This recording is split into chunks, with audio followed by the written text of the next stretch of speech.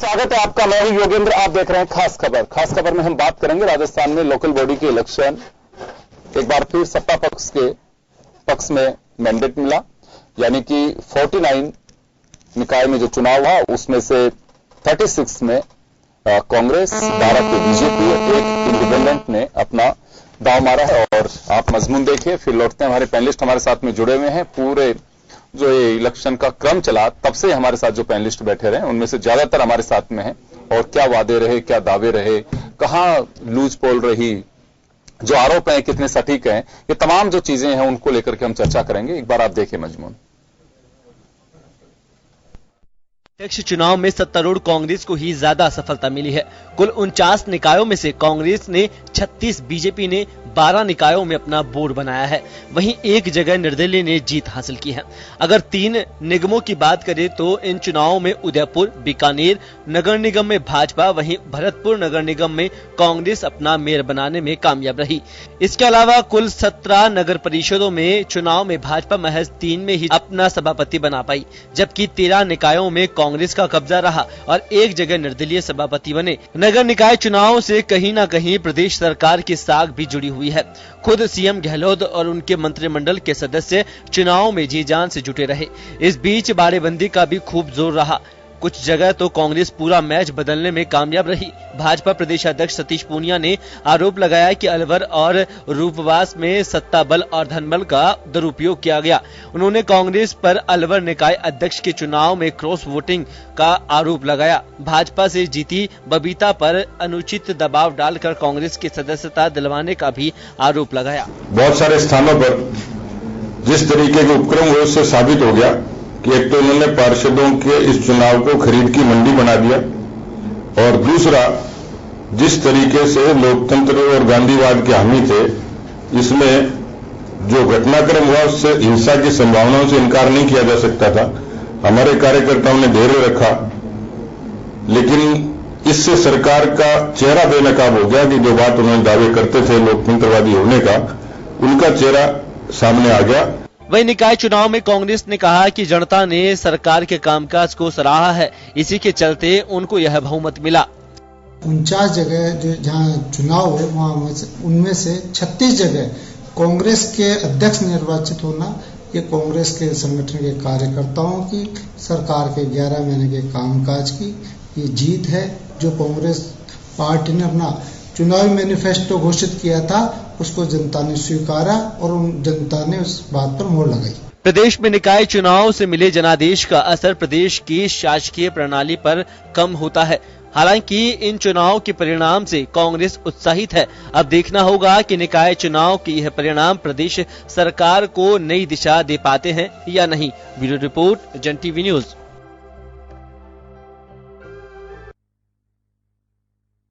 तो चले, आपने देखा मजमून, और अब हम आगे बढ़ते हैं। आपने वो तस्वीरें भी देखी हैं कि कहीं खुशी कहीं गम, लेकिन राजनीति है, इसमें इसी तरह से एंजॉय करना चाहिए। ये लोकतंत्र का पर्व है और इस पर्व को पर्व की तरह से एंजॉय करना चाहिए। मेरे साथ इस वक्त जयपुर की पूर्व महापौर और भाजपा नेत्री शीलदा बाई जी हमारे साथ में हैं।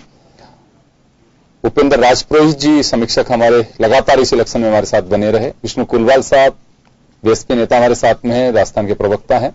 सभी का स्वागत है। शील जी, परिणाम को लेकर के क्या रिएक्शन आपका? देखिए, छोटी सरकार का जो परिणाम आया है, अक्सर होता यही है कि जो सत्ता में पार्टी होती है इस छोटे लेवल पर, वो यही सोचता है मतदाता कि सरकार जिसकी है उसके फेवर में ही मतदान किया जाना चाहिए।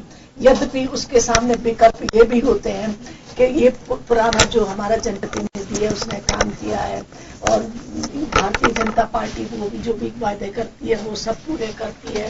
राष्ट्रीय मुद्दे भी होते हैं, लोकल मुद्दे भी होते हैं। कुल मिलाकर हुआ ये कि लोगों ने ये देखा कि सत्ता से जुड़ना चाहिए, कड़ी से कड़ी जोड़नी चाहिए। दूसरी बात जो सबसे इम्पोर्टेंट जो है वो ये है कि जिस तरह से भारतीय जनता पार्टी का माहौल बन रहा था, वो धारा 370 रही हो, राम मंदिर रही हो, सर्जिकल स्ट्राइक हो, तो कांग्रेस के मन में शुरू से ये डर बैठा हुआ था। इसमें ये भी ऐड कर दूं, उसमें कुर्सी बचाने की मुहिम भी थी और कांग्रेस की अंदरूनी झगड़े भी थे। तो एक प्रेस्टिजियस पॉइंट मुख्यमंत्री अशोक गहलोत जी के सामने था कि अगर ये ट्रेन प्रकरण ये छोटी सरकार बनाने में हमारा सरकार का योगदान नहीं रहा तो हमारा कुछ भी कुर्सी हिल सकती है, दिल्ली हमें तलब किया जा सकता है। तो हमने किसका सहयोग किया? अशोक गहलोत जी का सहयोग किया, ये माने बीजेपी ने? नहीं, ये बात नहीं है। अच्छा, दूसरी बात ये है कि जिस तरह से उसी पैटर्न पर ये चले, उन्होंने जिस तरह से बार बार कानून लाए और फिर चेंज किया, बैक हुए, जो स्थिति लोगों ने देखी, बहुत अस्थिरता की स्थिति देखी, उसी के तहत इन्होंने जो है बार्डों का परिसीमन किया। उसके पीछे मंशा यही थी कि इन बार्डों को, जो बीजेपी के बार्ड, इनको अलग कर दिया जाए, छोटे छोटे टुकड़े कर दिए। प्रयास यही था कि किसी भी तरह से कांग्रेस के पार्षद जीतने चाहिए। डायरेक्ट हाइब्रिड ये लेके आए, इलेक्शन की बात हुई तो इस पर इनकी ही पार्टी के जो डिप्टी सीएम है और जो मंत्री हैं, उन्होंने सड़कों पर आकर पार्टी के खिलाफत की और बगावत हुई और अंततः इनको वापस लेना पड़ा। तो कुल मिला के अगर मैं कहूँ, लोगों ने यही सोचकर कि ये सारी चीजें आप जो कह रही हैं, वो देखने के बावजूद भी पब्लिक कैसे सपोर्ट कर रही है? तीसरी बात ये था कि सत्तारूढ़ होने के कारण जिस तरह सत्ता का दुरुपयोग किया, सबसे बड़ा उदाहरण आप अलवर के देख लीजिए, जहां पर जो है विधायक है, एमएलए है, जो मिनिस्टर है, वो 25-25 गाड़ियां लेके पुलिस बल के साथ में जाते और पार्षदों को चुरा कर ले जाते हैं और हर तरह का प्रलोभन दिया गया, दबाव की राजनीति भी की गई, हॉर्स ट्रेडिंग भी की गई। जो साम दाम दंड भेद जो कुछ कर रहा था वो कांग्रेस ने इसमें प्रयोग किया है और उसी का वैसे अभी हॉर्स ट्रेडिंग नहीं रहा है, इसे हॉर्स ट्रेडिंग की बजाय पॉलिटिकल ट्रेडिंग कहा जाए तो ज्यादा ठीक होगा। मैं विष्णु कोलवाल साहब आपके पास आना चाहूंगा। जिस तरह के परिणाम सामने आए हैं उसको लेकर के क्या रिएक्शन आपका? देखिए योगेंद्र जी, अभी तक भी मुझे समझ में नहीं आ रही कि शील दावा जी जयपुर की हमारी महापौर रही है, इनको इस हार को भी इनको स्वीकार करने में कई बहाने लेके आ रहे हैं। ये कभी क्या बहाने, कभी क्या बहाने। देखिए, आप जनता के सामने बैठे हो, आप ये कहो कि हमने जनता के काम नहीं किए इसलिए हम हार गए। आप जो बोले कड़ी से कड़ी की बात, तो दिल्ली में आपकी सरकार, तो राजस्थान में क्यों नहीं आई सरकार आपकी? तो ये कड़ी से कड़ी ये फालतू की बातें आप बोल के गुमराह मत कीजिए। ये बोलिए कि जनता ने भारतीय जनता पार्टी को ये नजारा दिखाया कि आपने जिस ढंग से यहाँ के मुख्यमंत्री, पूर्व मुख्यमंत्री वसुंधरा सिंधिया का जिस लोगों ने अपमान किया, करोड़ी लाल मीणा जिनको आपने पार्टी में ले लिया, एमपी बना दिया, आपने हनुमान बेनीवाल के साथ मिलकर और उसको एमपी बना दिया। जो राजस्थान के मुख्यमंत्री जिन्होंने भारतीय जनता पार्टी को जिताया और आप उसके बाद बोल रहे हो इस बारे में। आप वसुंधरा जी को, आप वसुंधरा जी क्या चाहते हो? आप लोग चाहते क्या वसुंधरा जी के साथ? तो आप लोग, ये जनता ने भारतीय जनता पार्टी को हराने का कारण एक भी है कि वसुंधरा राजे सिंधिया ने जिस ढंग से अपमान किया, एक नारी को अपमान किया, उसको जनता ने यहाँ पे इनको हराया है। अपमान कैसे लग रहा है आपको? इन्होंने पूरे चुनाव के अंदर, आज देखिए पूर्व मुख्यमंत्री जी यहाँ राजेश जयपुर में बैठी है, उसको इन्होंने प्रयोग नहीं, उन लोगों को ले नहीं गए, उन लोगों के साथ ये कहीं जाना नहीं। आज ये बोलिए शील दावाई जी, तो आज देश का प्रधानमंत्री और देश का गृह मंत्री उस जगह जा रहे हैं झारखंड में जहां इनकी 12 सीटें आने वाली है, इनको ये पता नहीं है। तो आप योगेंद्र जी ये इस बात को एक्सेप्ट करना नहीं चाहते, सच्चाई से दूर रहना चाहते हैं और इसी कारण से इनकी हार हुई है। चलिए, मैं उपेंद्र जी के पास जाना चाहूंगा। उपेंद्र जी, इस रिजल्ट को कैसे देखा जाए? क्योंकि लंबे समय से एक ट्रेंड चल पड़ा है कि जिसकी सत्ता होती है राजस्थान में, लोकल बॉडी के इलेक्शन उस ओर ज्यादा झुकाव होता है। क्या इसे एक ट्रेंड माने या फिर सरकारों का इतना असर है कि वास्तव में चले जाते हैं, या फिर जो आरोप लग रहे हैं विरोधी दलों की तरफ से सत्ता पक्ष पे कि सरकार ने अपनी सत्ता का दुरुपयोग किया है, जैसे विशील जी ने भी आरोप लगाया, क्या है ये वजह, क्या रही? देखो योगेंद्र जी, पहले तो मैं शील दबाई जी का उस बात का खंडन करूंगा जिसमें आप ये कह रही हैं कि हॉर्स ट्रेडिंग हुई है।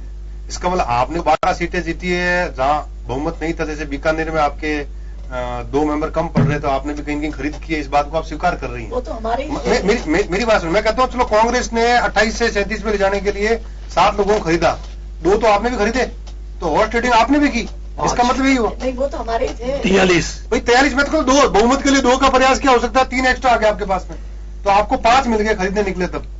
क्लियर है ये बात? ये दूसरा योगेंद्र जी, अब हमने पहले भी एक बार ऐसी चर्चा हुई थी, उसमें मैंने कहा था कि ये जो लोकल चुनाव है वो स्थानीय समस्याओं को लेकर लड़े जाते हैं। तो आम जनता स्थानीय लोगों में से उस प्रतिनिधि को चुनती है अपने क्षेत्र के लिए, अपनी गली के लिए, जो उनके बीच बैठता है, जो उनसे मिला जुला रहता है और जिसकी छवि साफ होती है। इस चुनाव, ये एक लोकल चुनाव ऐसा है जिसके अंदर कोई भी करप्ट आदमी जीत कर नहीं आता। ये ऑन रिकॉर्ड है। ये यहाँ अगर करप्ट आदमी मैदान में आता है तो वो निश्चित रूप से हारता है, जनता उसका विरोध करती है। मैं नाम नहीं लूंगा, ऐसे 50 नाम मेरे सामने हैं जो करप्ट। तो ये लोकल लेवल पे, ये छोटे इलेक्शन में होता है कि जनता उनका भी ख्याल रखती है जो बड़े लेवल पे चुनाव होते हैं? बड़े लेवल पर तो कई बार कुछ करप्ट लोग जीत के आए हैं, मैं उसको नकारूंगा नहीं, लेकिन स्थानीय चुनाव वहां भी अगर प्रयोग सोच जनता का डेवलप करे तो आई थिंक मैं सैल्यूट करूंगा।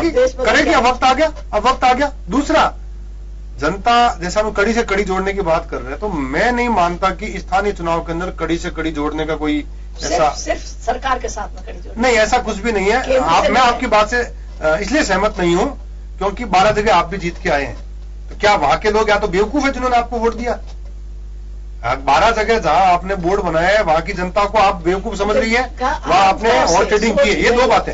आपके क्वेश्चन का खुद ही जवाब है आपके पास कि आप वहां की जनता को बेवकूफ समझती हैं कि वो कड़ी से कड़ी जोड़ना नहीं जानती। तीसरी बात, जनता बहुत स्मार्ट है। ये तो हम शब्द ही नहीं यूज कर सकते हैं कि जनता बेवकूफ है। बहुत स्मार्ट है जनता, वो देखती है कि क्या कर रहा है। कड़ी से कड़ी वाली बात नहीं है। जनता स्थानीय मुद्दों पर स्थानीय व्यक्ति को पसंद करती है यहाँ पर, और यहाँ करप्ट आदमी का जीत कर आना नामुमकिन है, जो मेरा सर्वे है उसके अंदर।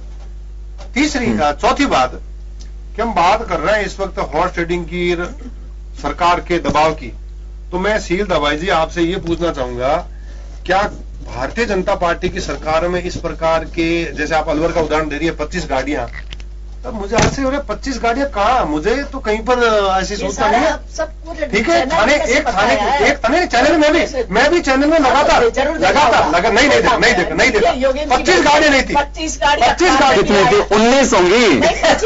एक थाने की गाड़ी, एक थाने की गाड़ी, आपको एक थाने की गाड़ी, मैं आपको एक थाने की गाड़ी, एक थाने की गाड़ी, एक थाने की गाड़ी, मैंने ये चैनल देखा, एक थाने की गाड़ी, एक थाने की गाड़ी, और जो कैंडिडेट थे उनके घर वाले 2 गाड़ी लेकर चले गए। 25 गाड़ियां किसे कहती है? मैं आपको कह रही हूँ ना, आप चैलेंज मैं डिबेट करने बंद कर दूंगा। हाँ बिल्कुल बिल्कुल, मैं डिबेट करने हमेशा कहीं क्या दे दूंगा। आप प्रमाण दे दीजिए, आप प्रमाण दे दीजिए। 25 नहीं, आप 5 गाड़ियां बता दीजिए। 5 नहीं बता दीजिए। उपेंद्र जी गलत कह रहे हैं। पुलिस की 5 गाड़ियां, पुलिस की 5 गाड़ियां नहीं थी, पुलिस की गाड़ी एक थी। पुलिस की गाड़ी से पुलिस का परिवार लेके गए थे। बाकी परिवार वाले थे। वहां पर 25 गाड़ियां आप पुलिस की? नहीं पुलिस की नहीं, वैसे और कार्यकर्ता जा सकते हैं, घर वाले जा सकते हैं। मैं करूँ पुलिस की एक गाड़ी, मैंने पुलिस की एक गाड़ी बोली, लोकल थाने की गाड़ी थी। लेकिन 25 गाड़ी तो भाई जी 25 गाड़ियां, अब कोई कार्यकर्ता चले गए, चलती फिरती कई बार लग जाती है। 25 गाड़ियां नहीं हो सकती। नहीं 25 गाड़ियां नहीं हो सकती। चले 25 नहीं है, 15 गाड़ियां होंगी। वहां से 3 पार्षद लेकर के आए, ये बीजेपी का आरोप है। नहीं आरोप तो देखिए, मैं लेके तो आए पार्षद, अब वो कैसे लेके आए ये कि वो प्रेशर में लेके आए। बता दूं योगेंद्र जी, बाड़मेर की घटना है। बाड़मेर के, जैसलमेर के पार्षदों को गुजरात कहीं ले जाया गया, तो वो आरोप लगाया उसके पिता ने कि भाई मेरे बेटे का किडनैप कर जाएगा फलानी जगह। लेकिन बेटे को जब पुलिस ने मौके पर पहुंच के पूछा तो बेटे ने मना कर दिया, नहीं मैं अपनी मुसलसल से आया हूं। तो ऐसे किसी पार्षद को जबरदस्ती ले जाए, अगर अलवर में लेके गए तो पार्षद बोलते हैं कि नहीं साहब हमारी मर्जी से। उन्होंने बाहर निकलने के बाद में ऐसा कोई बयान नहीं दिया, इसका मतलब निश्चित रूप से उनको जबरदस्ती वहां रखा गया था। तो ये तो अच्छी बात है, पुलिस ने एक ईमानदारी से काम किया और 3 बंधुआ लोगों को वहां से रिलीज करवाया। वही पुलिस जैसलमेर वाले केस में गई, उस कैंडिडेट ने कहा कि नहीं साहब मैं तो अपनी स्वेच्छा से यहाँ पर हूं, तो पुलिस छोड़ के आ गई उसको। ये 2 एग्जाम्पल इस चुनाव के हैं, तो मैं इसको बिल्कुल नहीं मानता। लेकिन मैं पहले मर्तबा ये देख रहा हूं कि बाड़ेबंदी तो हमेशा होती है, लेकिन इस तरह से किसी को उज्जैन स्नान करा रहे हैं, कोई किसी को पिकनिक है, हरियाणा लेके जा रहे हैं घुमाने के लिए। सर ये नहीं, लेकिन क्यों ऐसा क्यों? ये कोई फ्री में पैसे आ रहे हैं या निकाय खर्च करते हैं उस पर पैसे? पैसा कितना खर्च होता है? जहां तक देखिए ये क्या था, वही कह रहा हूँ, कहीं हो सकता कोई भी हो। अरे आपने तो 3 विधायक को लेकर थे हरियाणा, आपने तो रखा उनको होटल में, आपको रख लो।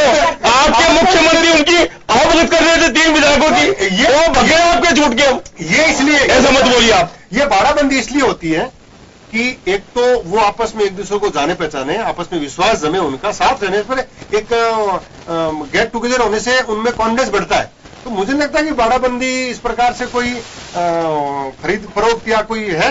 ठीक है, उसमें 3 गलत ले गए अलवर के अंदर या एक आरोप लगा जैसलमेर के अंदर, तो ऐसी घटनाएं घट रही हैं, वो ठीक नहीं है, किसी को जबरदस्ती ले जाना। लेकिन यदि स्वेच्छा से वो जा रहे हैं और प्लान कर रहे हैं, सरकार बना रही है, तो मुझे लगता है इसके अंदर कुछ कोई गलत ऐसी कोई चीज है, चाहे कांग्रेस कर रही है चाहे भारतीय जनता पार्टी कर रही है। चलिए मैं शील जी के पास में जाना चाहूंगा। शील जी, ये लगातार बात कही जा रही है, मैं सतीश पूनिया जी को भी सुन रहा था, आप भी आरोप लगा रहे हैं, बीजेपी के तमाम नेता ये कह रहे हैं कि सत्ता का दुरुपयोग किया गया है, पैसे की ताकत पर, बाहुबल की ताकत पर जो एमएलए बीजेपी के थे या जो बीजेपी के साथ थे उन्हें जबरन तरीके से उठा करके कांग्रेस के पक्ष में वोट डलवाया।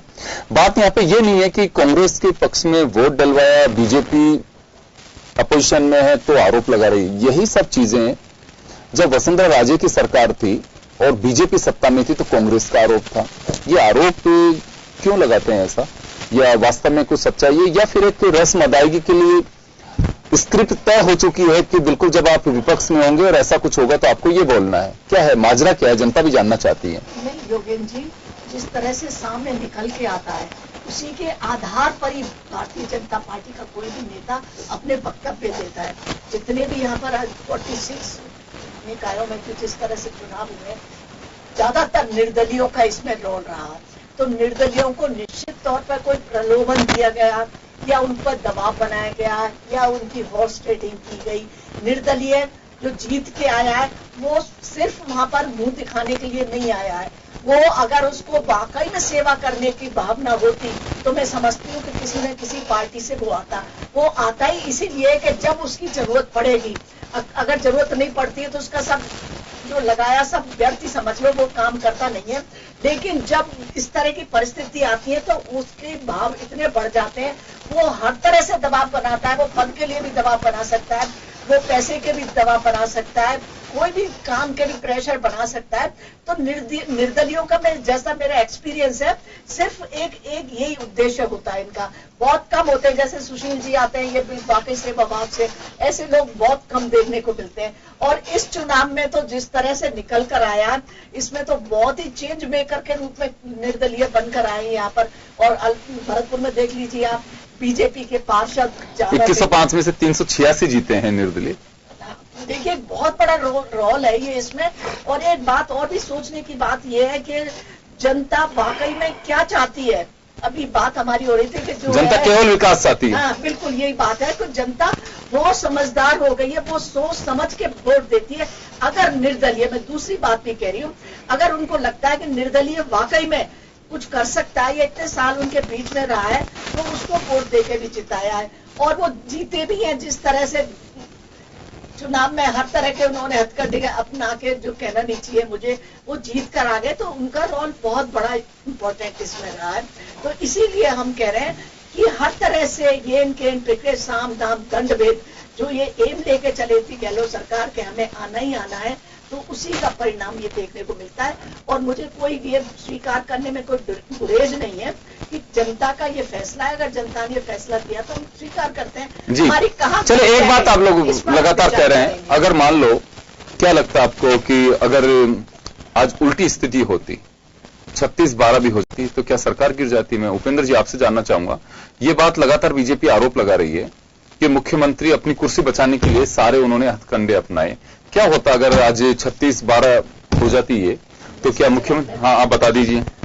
हाँ देखिए, इसका परिणाम ये होता, जो रस्सा खींची सचिन पायलट और अशोक गहलोत जी की जो शुरू से चल रही है सत्ता के लिए संघर्ष जो चल रहा है, तो निश्चय इसका प्रभाव पड़ता, क्योंकि जो बाई इलेक्शन हुआ उसका भी एक प्रभाव पड़ा। इसके बाद में नहीं, लोकसभा का क्या असर पड़ा? लोकसभा में 25 सीट चली गई तो क्या हुआ? अशोक गहलोत की कुर्सी खतरे में तो नहीं हुई? नहीं, खतरे में नहीं हुई। आप कैसे कह रहे हैं? वो कितने चक्कर उनको लगने पड़े, किस तरह से उन्होंने मनाया है। आप अंदरूनी खींचतान आप देख लीजिए, जिस तरह चरम पर है। कभी सचिन पायलट वो अपनी उसके लिए करते हैं कि मुझे अध्यक्ष रहना ही रहना है, कभी मुख्यमंत्री कहते हैं मुझे रहना ही रहना है।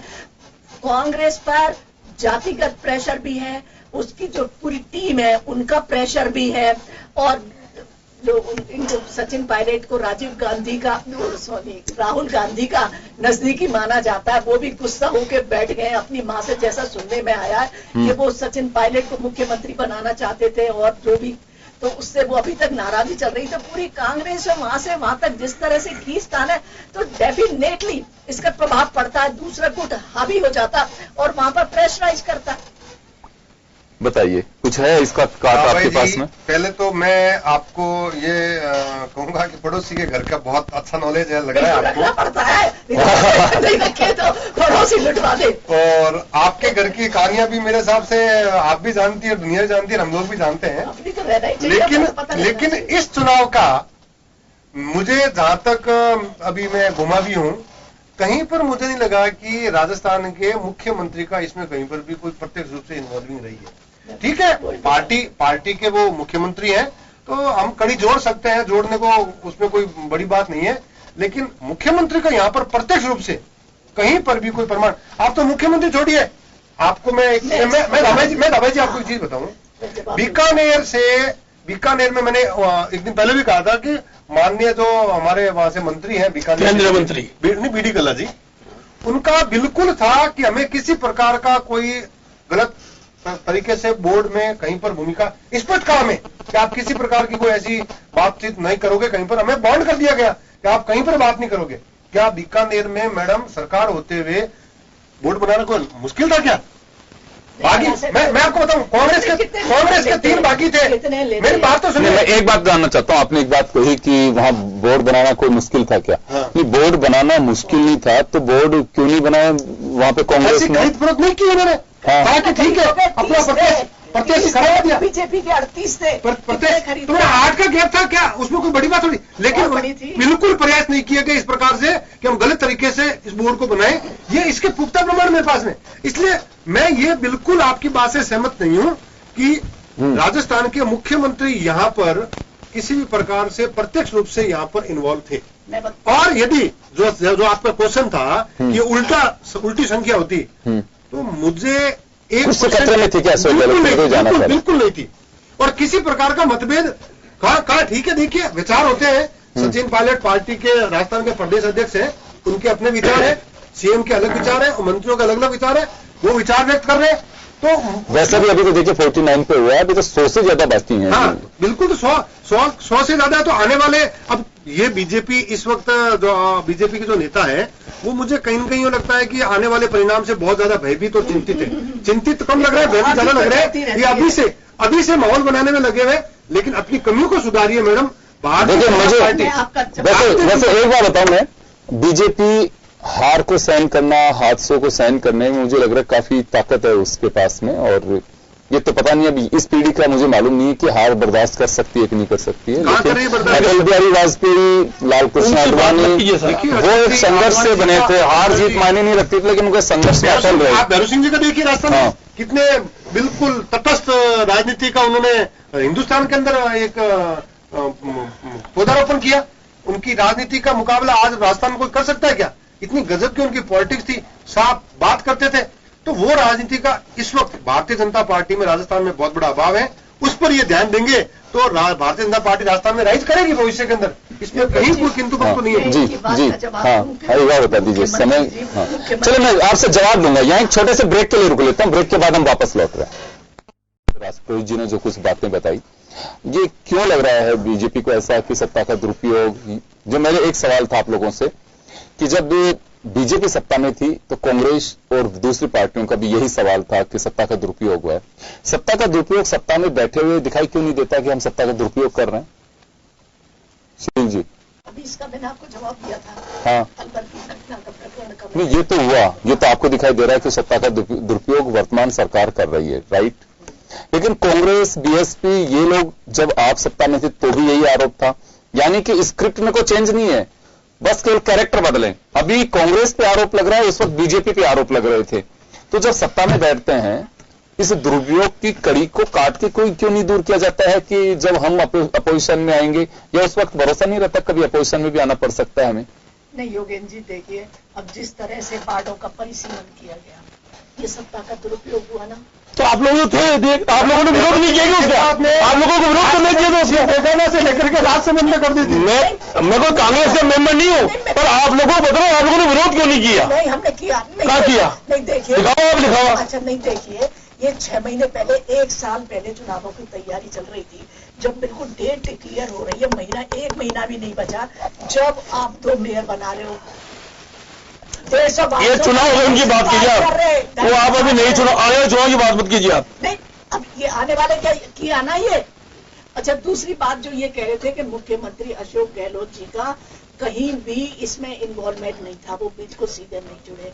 मैं सबसे पहले तो इनसे पूछती हूँ कि जब शांति धारीवाल जो हाइब्रिड सिस्टम लेके आए थे और इन्होंने कैबिनेट में भी नहीं गया, ये सिर्फ मुख्यमंत्री से बात करके इन्होंने सीएम को नहीं बुलाया, कैबिनेट में नहीं करा, डिप्टी सीएम को नहीं बुलाया और इन्होंने ये लागू कर दिया। नहीं, वो मैं आपको बताऊं मैडम, वो कार्यकर्ताओं की मांग थी, कई टाइम से चल रही थी। ये कोई मांग बिल्कुल नहीं, ऐसा आज तक कभी हुआ नहीं। अरे सील दबाई जी, ज्ञापन तक दिए गए, आपके बीजेपी के लोगों ने ज्ञापन दिए, वो इसलिए दिए गए, आपके बीजेपी के लोगों ने भी ज्ञापन दिए। नहीं, मैं दूसरी बात, तो आपको तो बीजेपी के लोगों की बात माननी है सीएम ने, ऐसा सीएम कहाँ मिलेगा बताओ। मेरी बात सुन लीजिए, उन्होंने ये कहा था कि जो कोई भी चुनाव हुआ, जो बनेगा मेयर, वो पार्षद होना जरूरी है।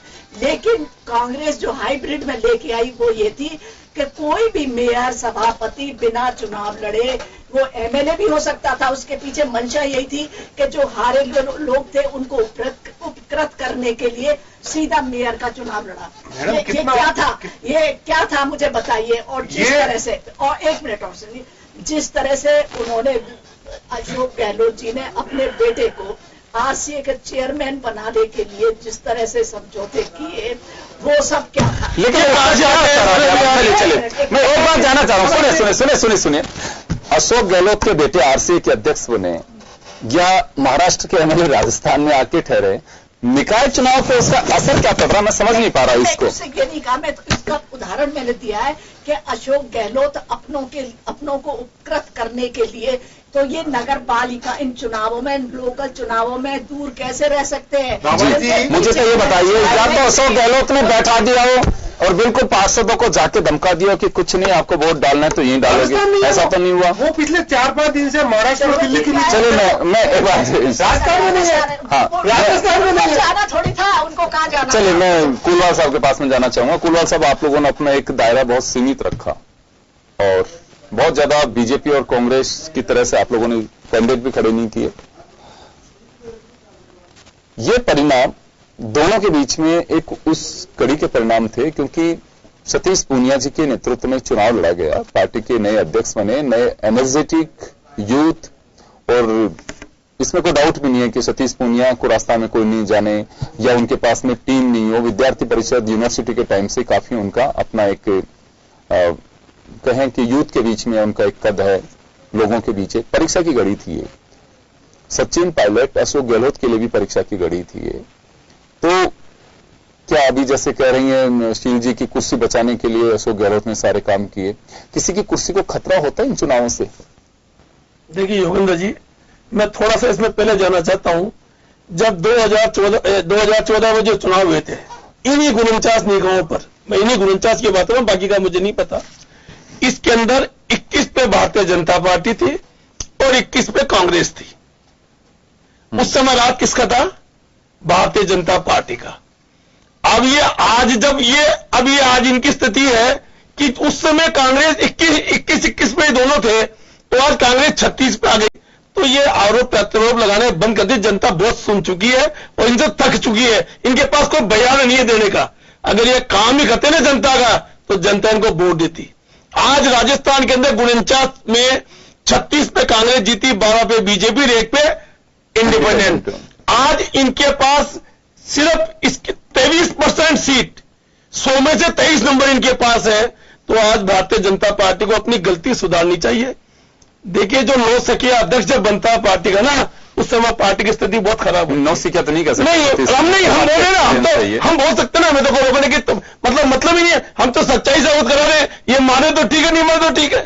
तो इसलिए आज जो भी ये चुनाव हुए, इसके परिणाम इनको पूर्व में पता था, इनके संगठन को भी पता था, पर इनके पास रिटेटा एक ही बचा है। इन्होंने लोगों को उठा ले गए, इन्होंने पैसा दे दिया, इस प्रकार की बातें कह के इस नेताओं की प्रतिष्ठा आप मत गिराइए। अपने स्वार्थ के कारण से नेताओं की प्रतिष्ठा मत गिराइए। आप अपनी हकीकत गलती को एक्सेप्ट कीजिए और राजस्थान के जनता को धन्यवाद दीजिए। चलिए, क्या गलती चुनाव जो हार गए तो एक्सेप्ट करना चाहिए ना। कर रहे हैं, चलिए तो कह रहा हूँ इनकी गलती क्या रही है? गलती तो इन्होंने जनता के साथ जो वादी की कुछ पूरी ही नहीं की है। तो आज सरकार ही नहीं है। नहीं, ये लोग हमारा सरकारी जनता सल्टारी है इनको। सरकार थी जब जनता चुप थी इनके सामने, अब जनता सरकार सल्टारी है इनकी। तो इस प्रकार से उनका जवाब दीजिए आप। पिछली देखिए, मैं तो योगेंद्र जी किसी के पीछे बोलता नहीं हूँ। जब कोई बोलता बोले, उसको आपने अधिकार दिया बोलने का। अब जो कोई बोले मैं तो इतना सा बोलूं, इनको जवाब देने का अधिकार आपको होना चाहिए, उनको जवाब मुझे नहीं देना। जवाब दे रहे एंकर को, एंकर पूछ रहे क्या जवाब देने क्या नहीं देना। पर यह सच्चाई है कि भारतीय जनता पार्टी को अपने स्तर पर नेताओं को इसी प्रकार की भाषा का प्रयोग नहीं करना चाहिए। आने वाले समय पे यह भाषा आपको ही भारी पड़े, इसका ध्यान रखना चाहिए। हिंदुस्तान में चलिए आप भी बोल दीजिए। हिंदुस्तान में इस समय जो बेरोजगारी में, हिंदुस्तान की ना करके राजस्थान की बात करता हूं शील दवा जी, जितनी भी भर्तियां इस वक्त अटक रही है उसमें भारतीय जनता पार्टी प्रखर रूप से उसके अंदर भूमिका निभा रही है। उनका क्या रोल रह गया? मैं आपको बताता हूं। नहीं कर पाई तो नहीं, फर्स्ट ग्रेड का एग्जाम पिछले साल जनवरी में हो रहा था। भारतीय जनता पार्टी के सारे कार्यकर्ता इकट्ठे हो गए और एग्जाम को पोस्टपोन करवाया। और अभी जब एग्जाम हो रहा है तो भारतीय जनता पार्टी जुड़े अग्रणी शिक्षक संगठन और उसके चलो उसका लोकल बॉडी के इलेक्शन में क्या असर आया उसका? बेरोजगारी बढ़ा रही है। बेरोजगारी इसलिए जनता खफा है। मैं आपको बता दूं, आप क्यों इस प्रकार के हथकंडे अपना रही है सरकार को? चलिए शील जी जवाब दे रही हैं आपका। सरकार को फेल करने के लिए आप ऐसे हथकंडे अपना रहे हो जिससे जनता नाराज हो रही है आपसे, युवा नाराज हो रहा है आपसे। शील जी जवाब दे रही है ना? युवा सब देख रहा है। सर जवाब तो सुनिए, समझ रहा है। जवाब तो सुनिए। देखिए, जितने हमने रोजगार देने के अवसर पैदा किए उस पर आप रोजगार नहीं, आप रोड अटका रहे हो उसके अंदर। रोजगार सृजन के सर्जन तो किया लेकिन रोजगार मिल नहीं पाया। नहीं, हमने तो अवसर तो बनाए, अवसर बनाए थे इन्होंने। ये आपके ऊपर है, आप कितना अवेयर करते हो। फायदा ही नहीं उठा पाई पब्लिक। हाँ बोलिए। मैं इनकी बात का जवाब देती हूँ। ये जिस तरह से ऐसा वर्णन कर रहे हैं कि जाने क्या हो गया, भारतीय जनता पार्टी तो खत्म ही हो गई देश की। अब तो मुल्क की सबसे बड़ी पार्टी, क्या फर्क पड़ गया एक चुनाव हारने से? नहीं, इनकी बात का जवाब देती हूँ कि जो अंतर 86,000 सिर्फ वोट कम मिले आपको। आज ये गिनती मत करो ना, हारे हो बताओ कितनी सीट आ रहे। 12 में बीजेपी, 36 में कांग्रेस, 1 आपका 23% बनता है, सब 23%। ये बताओ ना कि हमें 23 मिला और 77 हार गए। तो आपके मोदी जी के, अमित शाह जी के काम ये काम आ रहे हैं। शील जी अभी आप कह रहे हैं कि 86,000 मत हमें कम मिले, कितने में से? 35 लाख में से, जिसमें 32 लाख, इसमें से 32 लाख कुछ हजार वोट डले थे। 33 लाख समथिंग है सर। हाँ सुनो सर, अरे एक बात सुनो तो सही। आप उसका अंदाजा लगाइए कि जब विधानसभा के अंदर आपको महज 1,86,000 मत कम मिले, जिसके अंदर आपके रामगढ़ सीट का भी इंक्लूड कर लीजिए आप, वो बहुत कम।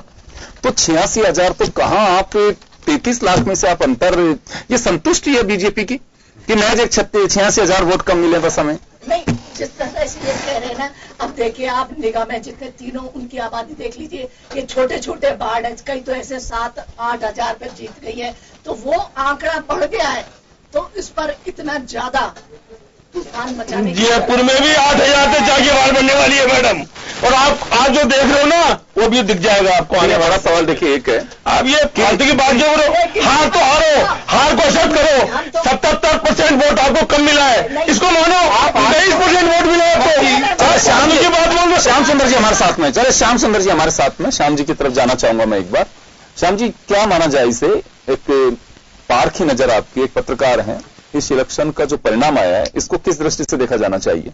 देखिएगा, मैं तो शील भाई जी को अब फिर दोबारा कहता हूं कि आपके प्रदेश के जो मनोनीत हुए हैं उनको समझाओ कि वो जो कह रहे थे कि कांग्रेस मुक्त राजस्थान कर देंगे, हुआ क्या?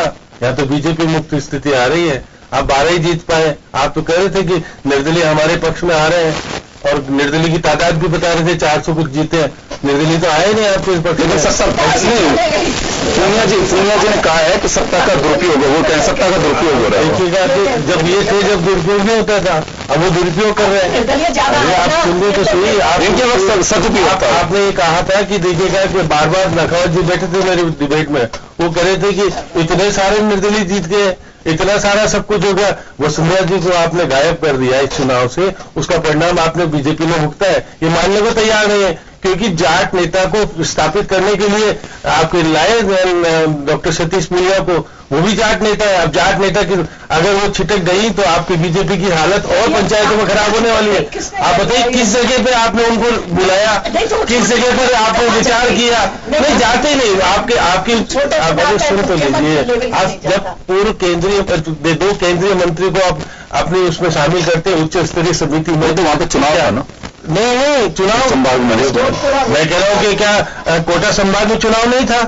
ये भूल रहे हैं, ये मांग रहे हैं उसको तो भूल जाते हैं। छपरा वगैरह, छपरा में तो जीत गई हो। बाकी तो आप जो बार बार कह रहे हैं कि चुनाव में अलवर में क्या स्थिति रही, अलवर में भी आपका तो बंटाटार हो गया, भिवाड़ी में हो गया, जहां देखो वहां केवल गुलाब चंद कटारिया अपनी लाज बचा पाए या अर्जुन मेघवाल थोड़ा बहुत स्थिति में ठीक ठाक हो पाए। अब देखिए आप अगर चूरू का लेंगे ना तो वहां पर केवल 6 वोट मिले आपको, 42 तो मिलेंगे। अब क्या स्थिति है? राजेंद्र राठौड़ का हुआ क्या? पूरे राजस्थान के मुख्यमंत्री बनने के लिए तैयार हो रहे थे, यही स्थिति करेंगे क्या? इसलिए वो उपचुनाव में भी सकल किस तरह से कैंडिडेट को चयन किया। मूल कार्यकर्ता भाजपा का तो बाहर रह गया, 1 घंटे पहले जो बीजेपी ज्वाइन करता है उसको टिकट देकर के हार गए ना आप मंडावा से, फिर दोबारा हारे। ये क्या स्थिति हो रही है? बीजेपी में कोई परिपक्व लीडर नहीं बन पाया। आपने बनाया युवा को, युवा ने बुजुर्गों का साथ नहीं लिया, वो भूल गए कि बुजुर्ग भी हमारी पार्टी के रहे ना, लखावत साहब रहे, देवना नहीं रहे, तो विचार आप तक नहीं जीते, चुनाव नहीं जीते। आप देखिए इतिहास उनका लखावत साहब का, तो लखावत साहब ने चुनाव लड़ा ही नहीं कभी, केवल लड़ा तो राज्यसभा में गए हो सीधे, कभी चुनाव नहीं लड़ा। मैंने तो नहीं सुना, वो तो संगठन का भी चुनाव हार गए थे एक बार, वार्ड इकाई का चुनाव भी लखावत जी हारे। एक जो मना था हमारे युवाओं तो चुनाव आए थे गौतम जी के सामने, बीजेपी में वार्ड इकाई का चुनाव भी हारे हुए हैं लखावत जी, और मेरे पिता से हारे थे चुनाव। फिर उनको क्या बात है, बहुत पुरानी याद है। मैं तो की व्यक्ति जो कुछ होता है सबका, लेकिन वो मेहनती है, उन्होंने धरातल संभाला, धरोहर संभाली, लेकिन बीजेपी का संभालने में विफल हो गए। वो पार्टी के अरे मैं बताऊं, पार्टी के संयोजक कौन था? लखावत जी ने तो बहुत कुछ किया था कि मैं संयोजक बनूंगा, तो धरातल जैसे धरोहर वसुंधरा जी ने दी थी उसको संभाल करके बढ़ा करके दिखाया, लेकिन जो सतीश पूनिया जी ने अपनी पार्टी की धरातल सौंपी उसको बिखर गए, वो कुछ नहीं कर पाए। ये देखिए, इसलिए मैं एक बात जानना चाहता हूं शीलदा भाई जी से। शील जी, राजस्थान में सबसे ज्यादा इस वक्त साधारण सदस्य बीजेपी के हैं, जिनको कहेंगे हम सीधे जो मेंबर जिनको देखिए जी, मैं इसको एक मिनट रोकूंगा, आज मेरी बात सुनिए। बीजेपी के सदस्य राजस्थान में करीबन 1.5 करोड़, ये भारतीय जनता पार्टी बोल रही है, और 70 लाख बनाए। एक भी इनका मेंबर दिखाओ जिसके रजित करती है बीजेपी के मेंबरशिप की, फर्जी कॉल पे बीजेपी के मेंबरशिप।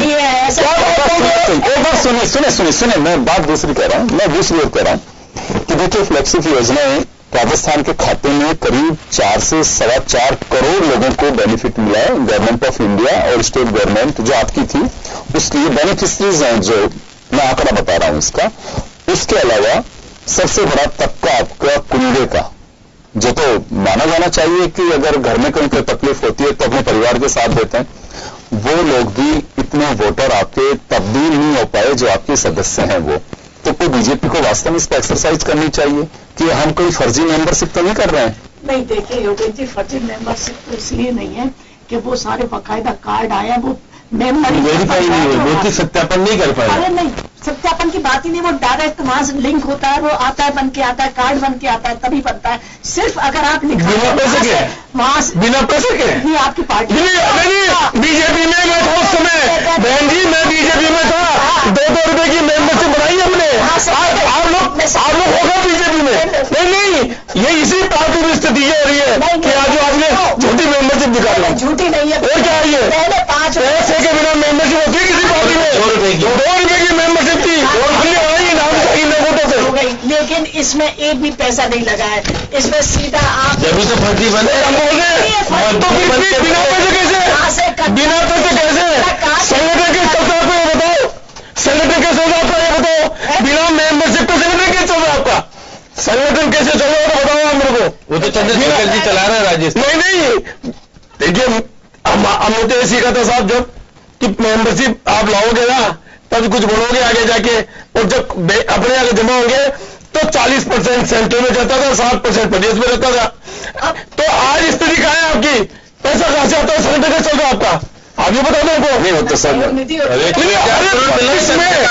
किससे लाते हो निधि? 6,000 करोड़ कहाँ से लाते हो हम भी अपनी जेब से देते हैं। आप लोग? आप लोगों ने एक रसीद दिखा दो, एक रसीद दिखा दो। अरे फिर आप रसीद दिखाओ ना एक मैडम, मैं दिखा दूं। आप दिखाइए। सिर्फ झूठी, सिर्फ झूठी। जब इलेक्टेड बोर्ड आप निकाय चुनाव की बात कर रहे हैं। एक बात समझ में नहीं आ रही, लेकिन मैं अभी तक नहीं समझ पा रहा हूं इस बात को कि बीजेपी ने चुनाव लूज किया है, जवाबदेही आज बीजेपी की बन रही, ऐसा क्यों माहौल बन रहा है कि जवाबदेही भी शीलदाबाई जी की हो रही है? शीलाबाई जी क्योंकि खुद मेयर का रह चुकी है, बीजेपी की प्रवक्ता है, तो अब यही बताएंगे कि बीजेपी हार क्यों रही है। ये मूल कारण तो ये बताएंगे। कांग्रेस में तो बताओ जीत कैसे रहे? तो कांग्रेस तो ही गया ही नहीं, बात आती नहीं है यहाँ पर। हम जाकर कांग्रेस ये कहेंगे नहीं कि मुख्यमंत्री उप मुख्यमंत्री में आपसी झगड़े के कारण हारते थे, वो क्या चुकी जीत रहे। शुरुआत वहीं से की। अब तो जीत रहे। अब तो क्या कहोगे आप? सोनिया गांधी का इसका मतलब निर्देश माना दोनों ने, एक साथ बैठे, आपके तो वो बैठ भी नहीं पाए एक साथ। पता चलेगा ना। आप देखिए, आपके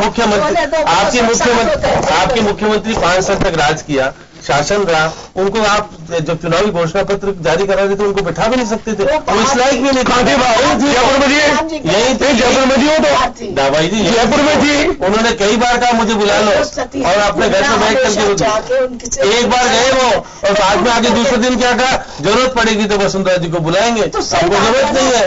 तो वसुंधरा जी ने दिखा दिया मेरी जरूरत। तो सुनो, भारतीय जनता पार्टी दिखा दिया कि मैं नहीं हूं तो फिर कांग्रेस ही जीतेगी, क्योंकि मैंने चुनौती दी थी कांग्रेस को। अब फिर वो यात्रा करने की सोच रही है, यात्रा की अनुमति मिलेगी नहीं मिलेगी पता नहीं, वो तैयार है वापस कि मैं यात्रा पे निकलूंगी। गुलाबचंद कटारिया ने अपनी लाज बचाई ना, अर्जुन मेघवाल ने अपनी लाज बचाई ना, हम कह रहे हैं उन्होंने बचाई अपने दोनों ने। धौलपुर में चुनाव होगा, झालावाड़ में हुआ नहीं अभी। प्रदेश अध्यक्ष अभी उसको 2 महीने आए हुए हैं, उसके ऊपर अकेले पे इतना डालना भी बिल्कुल सही न्यायोचित नहीं है। हार-जीत तो होती रहती है, इसमें कोई श्रेय कौन लेगा जीतेगा तो? सबका श्रेय मिलेगा। किसको देने अध्यक्ष का श्रेय जाता है? अब उपचुनाव में हारे तो कौन हारा?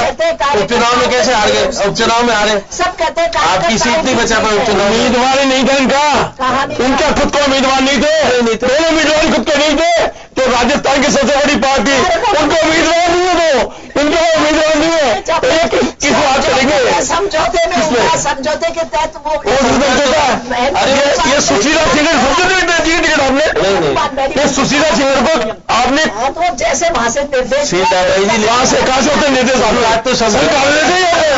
कहां से होते निर्देश आपके? 1 रुपये पैसा कहां से होते? तरफ से आ रहा है। कहां से? राष्ट्रीय अध्यक्ष वहां का परवेज। कौन राष्ट्रीय अध्यक्ष आपका नाम बताओ उसका?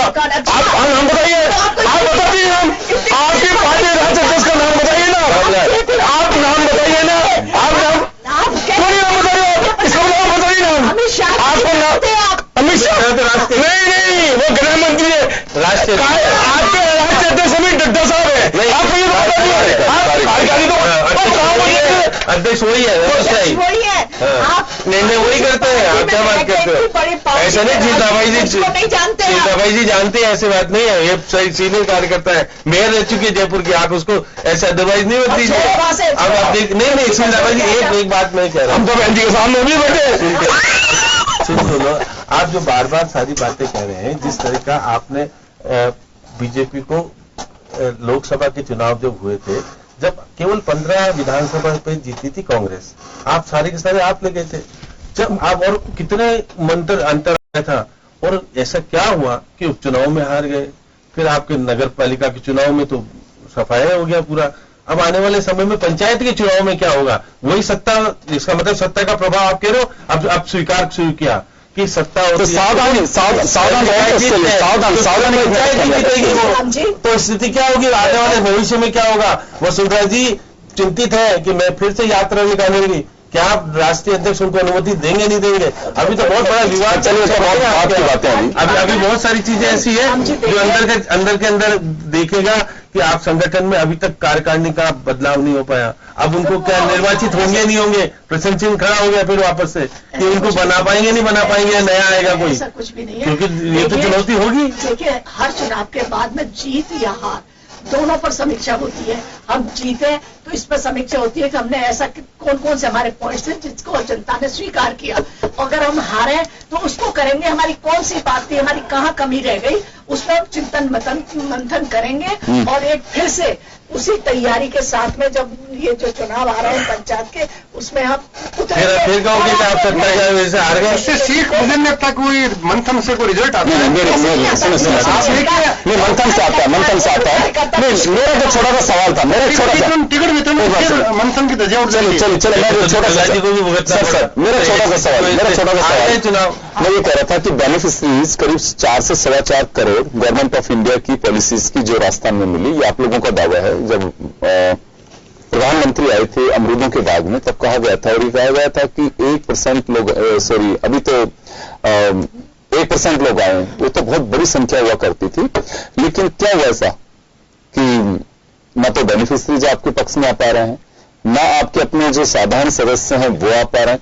तो बीजेपी के लिए सबसे बड़ा मुद्दा तो यही है कि हमने जिनको बेनिफिट दिया और जिनको हम ये मान के चल रहे हैं कि जिसको बेनिफिट दिया वो वोट में तब्दील हो रहा है, न विधानसभा में हुआ और लोकसभा का देखिए एक अलग दायरा रहा जो मोदी जी के नाम पे वोट मिले, इसमें कहीं कोई डाउट भी नहीं है। तो क्या हो रहा है बीजेपी को इस पर ये नहीं करना चाहिए एक्सरसाइज? वो तो बिल्कुल निश्चित तौर पर हार की समीक्षा की जाएगी, लेकिन जो आप प्रश्न कर रहे हैं यहाँ पर ये समीक्षा वास्तव में होती है क्या? बिल्कुल होती है, ये भी जानते होंगे।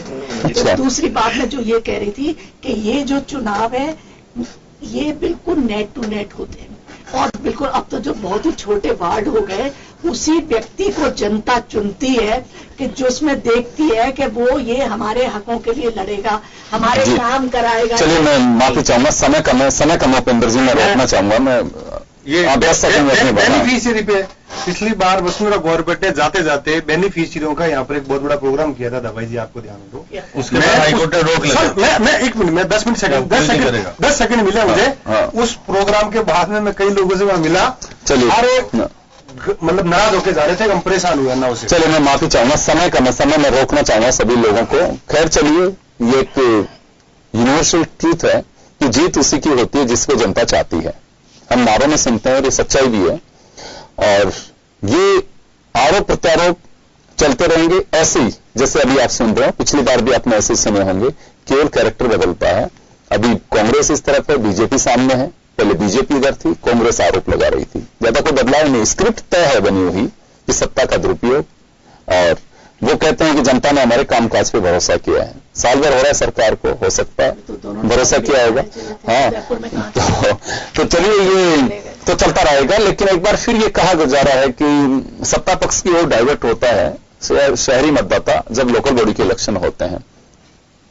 लेकिन अब ये पार्टी ये भी कहती है कि बहुत ही लोकलाइज इलेक्शन है, व्यक्तिगत रिश्ते काम आते हैं, बहुत सारी चीजें, सरकार का प्रभाव इसमें काम आता है।